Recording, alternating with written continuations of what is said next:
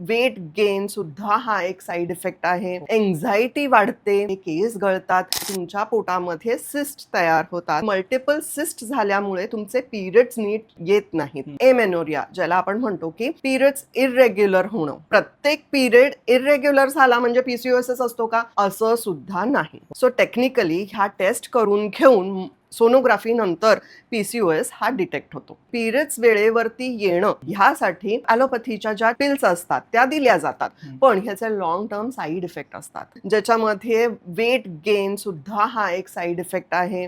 Anxiety वाढते हा सुद्धा एक साईड इफेक्ट आहे. केस गळतात, म्हणजे ते पिल्समुळेच गळतात असंही नाही, पीसीओएस मध्ये सुद्धा केस गळतात.